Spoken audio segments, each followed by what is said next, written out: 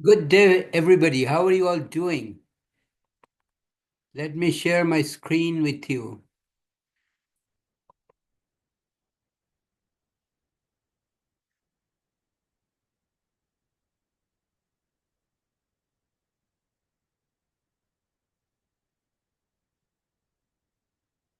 So today we are going to talk about energy, a measure of work potential. Okay. So as engineers, we know that energy is already conserved. What is not conserved is exergy, which is the useful work potential of the energy. Once the exergy is wasted, it can never be recovered. When we use energy to heat our homes, for example, we are not destroying any energy. We are merely converting it to a less useful form, a form of less exergy. Energy and death state. The useful work potential of a system is the amount of energy we extract as useful work. The useful work potential of a system at a specified state is called exergy. Exergy is a property and is associated with the state of the system and the environment. A system that is in equilibrium with its surrounding has zero exergy and is said to be at the dead state. The exergy of the thermal energy of thermal reservoirs is equivalent to the work output of a Carnot heat engine operating between the reservoir and the environment. Now let's determine exergy of various forms of energy. Kinetic energy is a form of mechanical energy and can be converted directly into work. Kinetic energy itself is the work potential or energy of kinetic energy, independent of the temperature and pressure of the environment. Kinetic energy is given as V square. Notice the arrow that means it has a direction too. Okay, so it's a vector V squared divided by 2 kilojoule per kilogram. So this is the kinetic energy per unit mass. Exergy or potential energy. Potential energy is a form of mechanical energy and can be converted directly into work. Potential energy itself is the work potential or exergy of potential energy independent of the temperature and pressure of the environment. So again, potential energy per unit mass, a specific potential energy is G, gravitational constant, times Z. Z is the height, kilojoule per kilogram. The work done by work producing devices is not always entirely in a usable form. Consider the piston cylinder device shown in the following figure. Okay. So the work done by the gas expanding in the piston cylinder device is the boundary work and can be written as delta work. A change in work is P constant pressure multiplied by change in volume, which can be written as P minus P0 dV plus P0 dV. So P minus P0 dV is the delta work change in work boundaries, okay, plus P0 times dV, okay. So W surrounding is P0 dV is P0 V2 minus P1. Any useful work delivered by the piston cylinder service or device is due to the increase pressure above the atmosphere. Okay, so W useful is equal to W minus W surrounding. Reversible work, W reversible is defined as the maximum amount of useful work that can be produced, or the minimum work that needs to be supplied as a system undergoes a process between the specified initial and final states. This is the useful work output or input obtained when the process between the initial and the final stage is executed in a totally reversible manner. The difference between reversible work, W reversible, and useful work is due to irreversibilities present during the process and is called irreversibility I. It is equivalent to the exergy destroyed and is expressed as I is equal to X destroyed is equal to T0 times entropy generation is equal to reversible out plus WU minus WU out. Okay, is equal to WU in minus W reversible in, where S subscript gen is the entropy generated during the process. For a totally reversible process, the useful and reversible work terms are identical and thus irreversibility is zero. Irreversibility can be viewed as the wasted work potential or lost opportunity to do work. It represents the energy that can be converted to work but was not actually converted. Energy destroyed represents a lost work potential and is also called wasted work or lost work. The second law is a measure of performance of a device relative to the performance under reversible condition for the same states and is the second law efficiency and is given as for heat engines and other work producing devices. Eta 2 is the second law efficiency is eta thermal divided by eta thermal reversible is WU divided by W reversible. For refrigerators, heat pumps, and other work consuming device. So eta 2 is COP divided by COP reversible. Remember, it's the opposite W reverse divided by WU. In general, the second law efficiency is expressed as 1 minus exergy destroyed divided by exergy supplied. Exergy change of a system. Okay. Consider the heat transferred to or from a closed system whenever there is a temperature difference across the system boundary. The exergy for a system may be determined by considering how much of the heat transfer is converted to work entirely. Let's take a second look at the following figure. Okay. So initially pressure P0, temperature T0, delta work boundary useful is work at the boundary, useful work goes to delta Q, which is the heat engine again, delta W heat HE at and some amount of energy going out at T0. So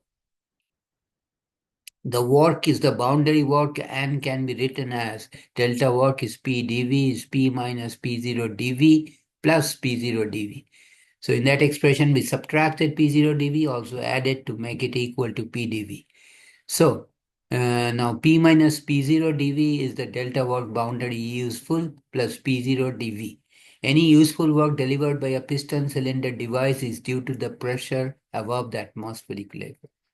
To assure the reversibility of the process, the heat transfer occurs through a reversible heat engine and delta W heat energy is given by eta thermal times delta Q, which is 1 minus T0 by T delta Q, or delta Q minus T0 delta Q by T. Now ds is equal to delta Q net by T is equal to minus delta Q by T. So hence delta W, small change in work at HE, is equal to heat energy delta Q plus T0 ds. Or you can subtract T0 ds from both sides to get delta Q. Change in heat energy is equal to delta W heat energy minus T0 ds. Okay. So delta W total useful is equal to delta boundary useful plus delta W heat energy. Then you substitute, okay, and integrating the given state, no subscript to the dead state, zero subscript, we have W total useful is equal to minus U0 minus U in parenthesis minus P0 V0 minus V plus T0 S0 minus S. Okay. In the second expression, we equal to U minus U0, just distributing the minus in the first to the first terms inside the first parenthesis, and it becomes U minus U0. Similarly, distributing the minus sign to the second terms in the second parenthesis, it becomes plus P0 times V minus V0. And again, distributing the plus sign is becomes minus T0 S minus T0S and then minus S0. Why minus S0? Because you distribute the minus sign in front of T0 outside the parenthesis to minus S0, it becomes plus T0 S0, which is same as the one in before. This is the total useful work due to a system undergoing a reversible process from a given state to a dead state, which is the definition of exergy, including kinetic energy and potential energy.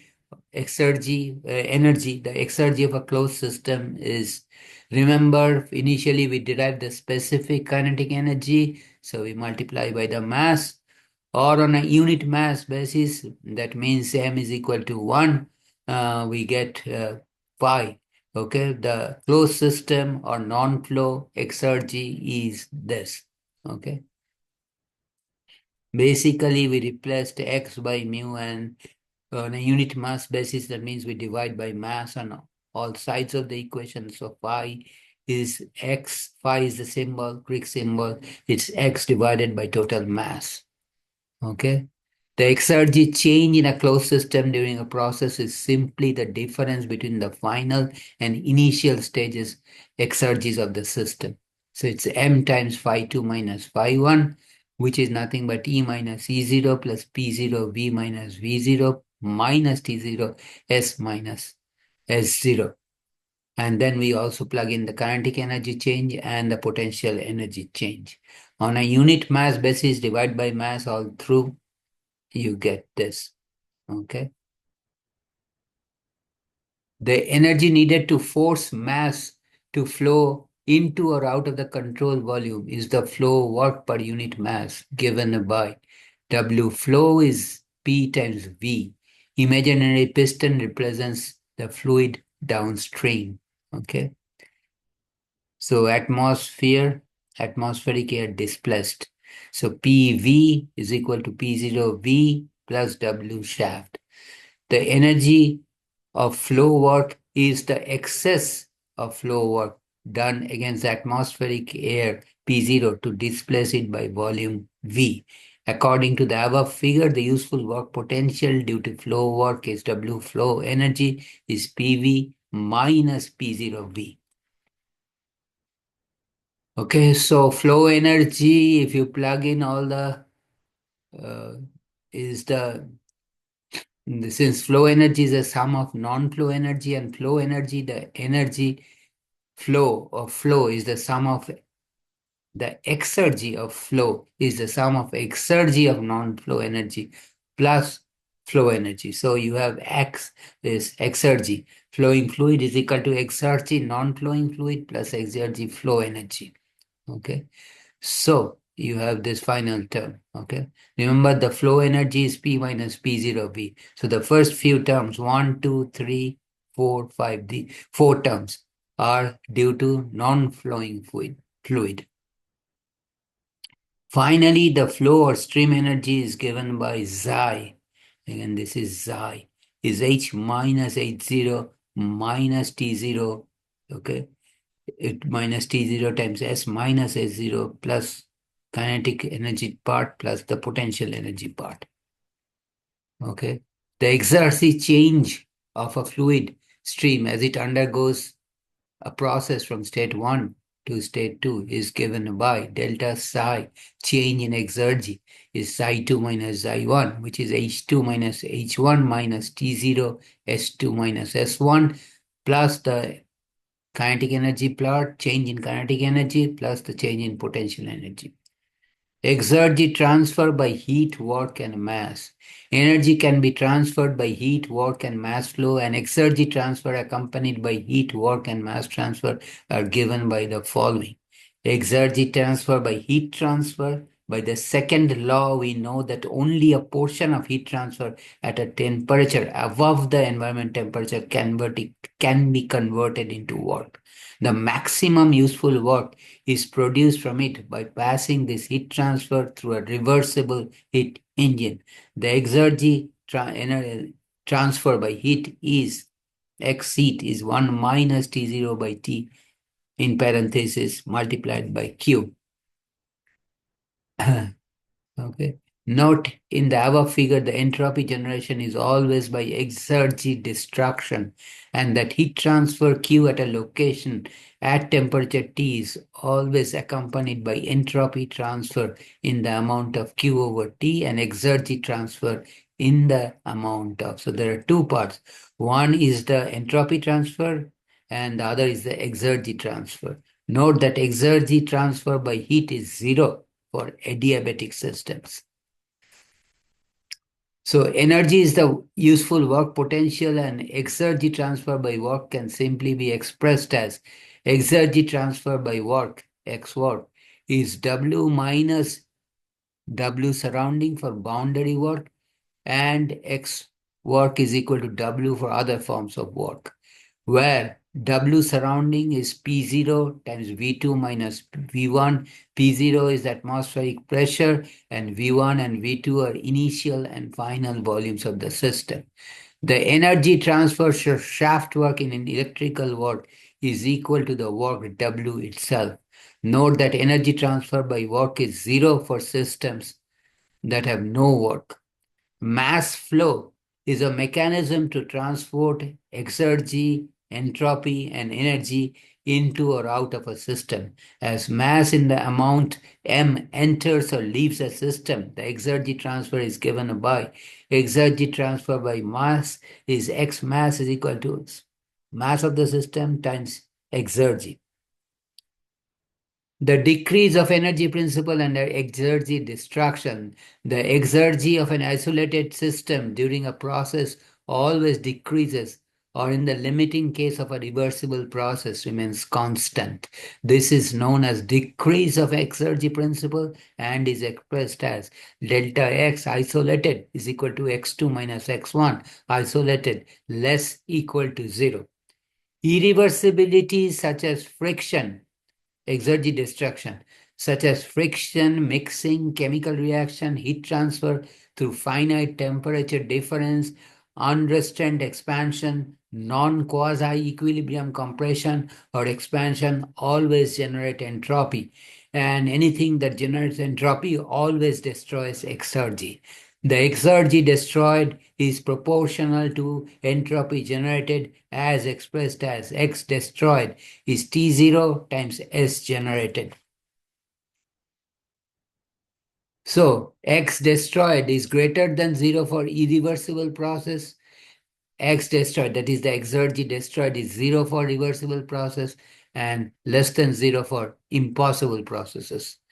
So exergy balance, total energy entering, total exergy balance, total exergy entering minus total exergy leaving minus total exergy destroyed is equal to change in the total exergy of the system. Okay. And X in minus X out, net exergy transfer by heat, work, and mass minus X destroyed is equal to change in exergy. So, and if we convert it into unit mass, we divide by mass, okay, all through, and we get X heat is equal to X change in heat exergy is equal to 1 minus T0 by T times Q dot, means the amount of heat transfer per unit time. X dot work is W dot useful, X dot mass is M dot times the exergy function. Delta X change in exergy is equal to dx system divided by dt, or change in exergy of the system with respect to time. For a reversible process, the exergy destruction term is 0. Okay. So here, positive diffusion transfer to the general energy balance can be expressed more explicitly as the one in the bottom is important, is summation of 1 minus T0 by Tk Q dot K. That is, here we're talking about the energy, the heat generated minus the work part plus the change in exergy minus exergy destroyed All these are rate, because notice the dot on top means the rate with respect to time. Is change in exergy of the control volume. CV is control volume with respect to time. But the subscript I is inlet, E is equal to exit, 1 is equal to initial state, and 2 is equal to final state of the system. For closed systems, no mass crosses the boundaries, and we omit the terms containing the sum over inlets and exits. So oxygen gas is compressed in a piston cylinder device from an initial state of zero point 0.8 meter cube per kilogram and 25 degrees Celsius to a final state of zero point 0.1 meter cubed per kilogram and 287 degrees Celsius. Okay, determine. So compress. Notice the change in volume, zero point 0.8 to zero point 0.1 meter cube per kg. Determine the reversible work input and increase in exergy of oxygen during this process. Assume the surroundings to be at 25 degrees Celsius and 100 kilopascal. We assume that oxygen is an ideal gas with constant specific heat. From table A-2, appendix 2, ref R, this universal gas constant is 0.2598 kilojoule per kilogram. The specific heat is determined at the average temperature of T1 plus T2 divided by 2, which is 156 degrees Celsius. Converted to Kelvin is 429 Kelvin. So CV, the specific heat at constant volume average is 0.690 kilojoule per kilogram Kelvin. So we can calculate S2 minus S1 from this formula, which is CV average ln T2 by T1 plus R ln V2 by V1. We plug in all the numbers correctly, and change in entropy is minus 0.105 kilojoule per kilogram Kelvin. We calculate the reversible work input, which represents the minimum work input W reversible in this case from the energy balance, by setting the exergy destruction equal to 0. So W reversible in is equal to X2 minus X1. So W reversible in is equal to phi2 minus phi1. Use the equation CV average times T2 minus T1 plus P0 V2 minus V1 minus T0 S2 minus S1.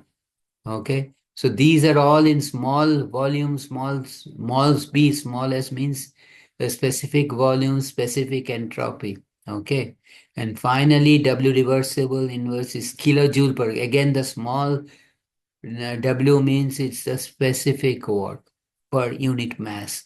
The increase in exergy of the system is X2 minus X1, which is phi2 minus phi1, which is 142.1 kilojoule per kilogram. Here is another problem. Steam enters an adiabatic turbine at 6 megapascal, 600 degrees Celsius and 80 meters per second, and leaves at 50 kilopascal, 100 degrees Celsius and 140 meters per second. The surroundings to the turbine are at 25 degrees Celsius. If the power output of the turbine is 5 megawatt, determine A, the power potential of the steam at its inlet condition in megawatt, the reversible power in megawatt, and the second law of efficiency. So, uh,